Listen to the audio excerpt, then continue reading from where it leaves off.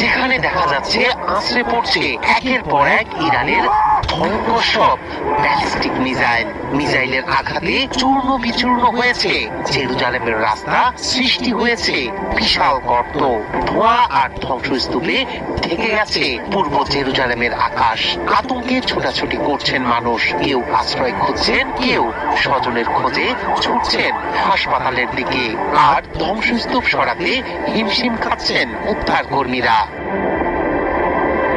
এখনো শুকায়নি খামেনির রক্তের দাগ, সেই পবিত্র রক্তের বদলা নিতে ইসরায়েলের দানবীয় আঘাত হানছে ইরান।